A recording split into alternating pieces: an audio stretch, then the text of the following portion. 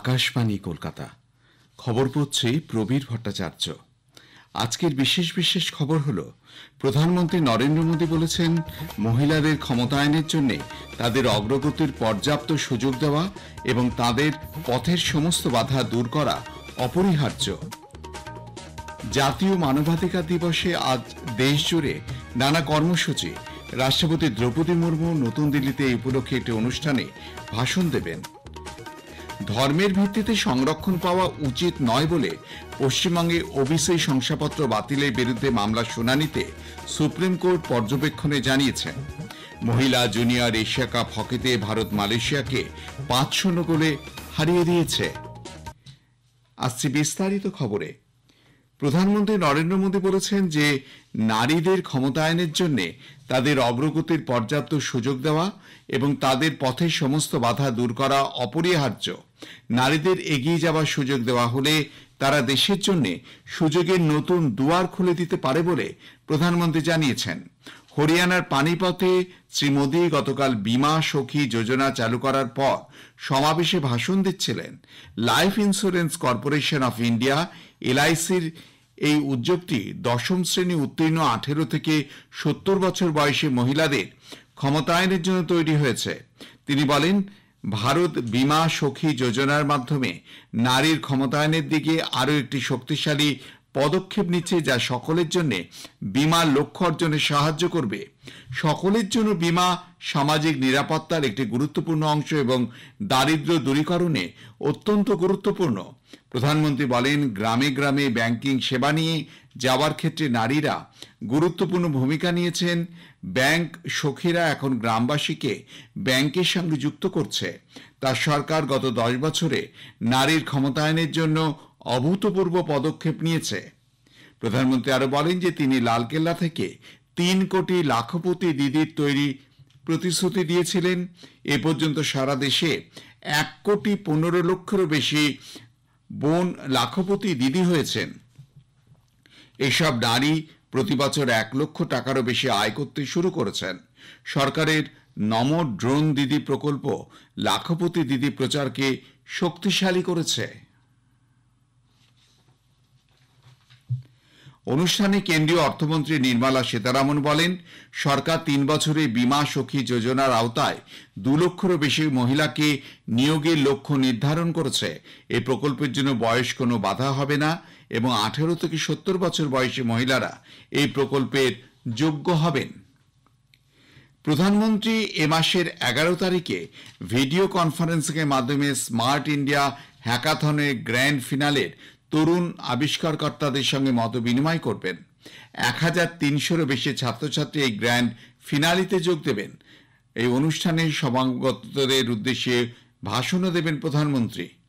উল্লেখ্য, 7ম smart India hackathon আগামীকাল 11 December একসঙ্গে দেশের 51টি কেন্দ্রে শুরু হবে। সফটওয়্যার সংরক্ষণ চলবে একটানা 36 ঘন্টা।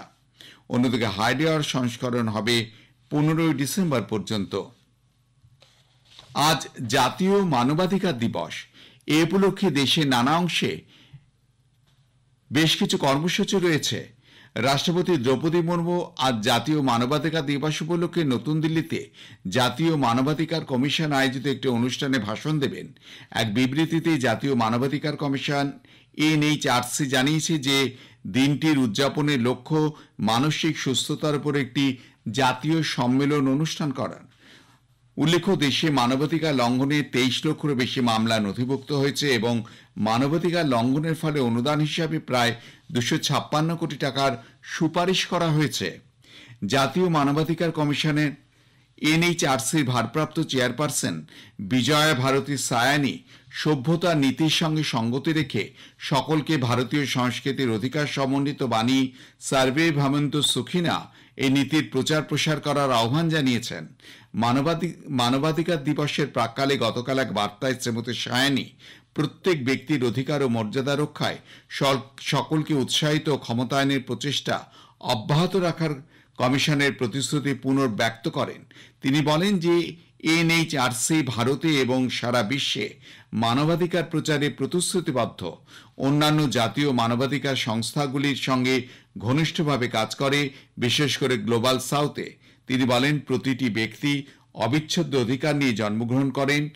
এবছরের প্রতিপাদ্য বিষয় হচ্ছে আমাদের অধিকার, আমাদের ভবিষ্যৎ এখনই।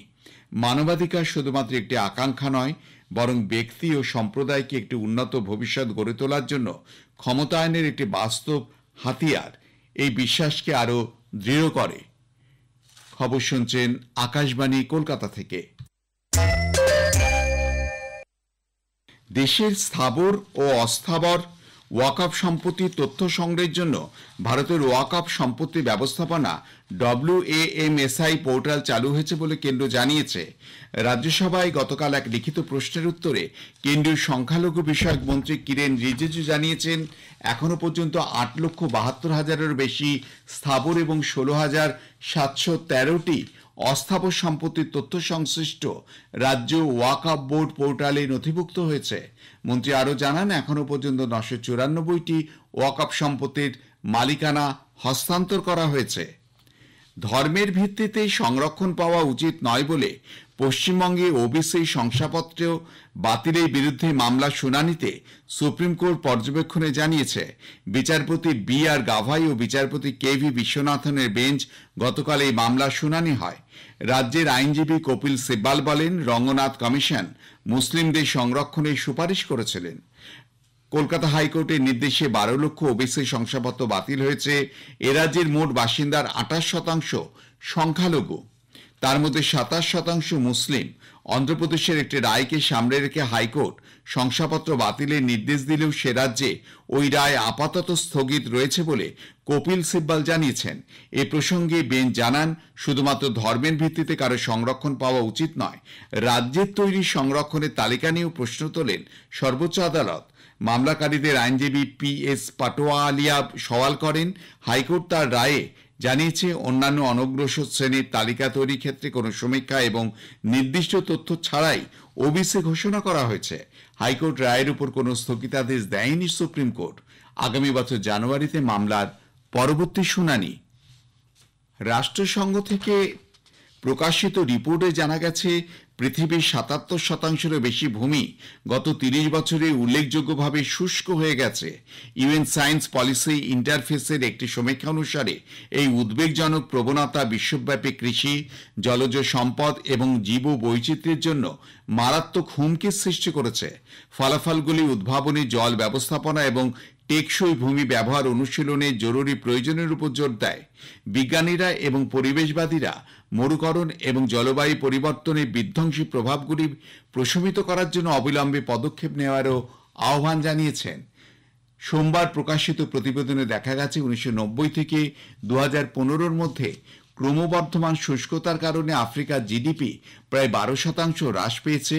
এই প্রবণতার ফলে আগামী 5 বছরে আফ্রিকার GDP হ্রাসের হার 16% এবং এশিয়ায় GDP 7%-এর কাছাকাছি হারাবে বলে ওই প্রতিবেদনের অনুমান। প্রতিবেদনে আরও বলা হয়েছে যে ফসল উৎপাদনে বিশেষ ঝুঁকির মধ্যে রয়েছে, তার মধ্যে রয়েছে কেনিয়ার ভুট্টা। 2050 সালে এর উৎপাদন অর্ধেক হয়ে যাবে বলে অনুমান করা হচ্ছে। ওমানের মাস্কাটে মহিলা জুনিয়র এশিয়া কাপ হকিতে ভারত মালয়েশিয়াকে 5-0 গোলে হারিয়ে দিয়েছে। এর ফলে মালয়েশিয়ার বিরুদ্ধে ভারতের এটি টানা তৃতীয় জয়। শেষ করবার আগে খবরের বিশেষ কিছু অংশ আরও একবার। প্রধানমন্ত্রী নরেন্দ্র মোদী বলেছেন, মহিলাদের ক্ষমতায়নের জন্য তাদের অগ্রগতির পর্যাপ্ত সুযোগ দেওয়া এবং তাদের পথের সমস্ত বাধা দূর করা অপরিহার্য। জাতীয় মানবাধিকার দিবসে আজ দেশ জুড়ে নানা কর্মসূচি। রাষ্ট্রপতি দ্রৌপদী মুর্মু নতুন দিল্লিতে এই উপলক্ষে একটি অনুষ্ঠানে ভাষণ দেবেন। ধর্মের ভিত্তিতে সংরক্ষণ পাওয়া উচিত নয় বলে পশ্চিমবঙ্গে ওবিসি শংসাপত্র বাতিলের বিরুদ্ধে মামলা শুনানিতে সুপ্রিম কোর্ট পর্যবেক্ষণে জানিয়েছে। খবর শেষ হলো।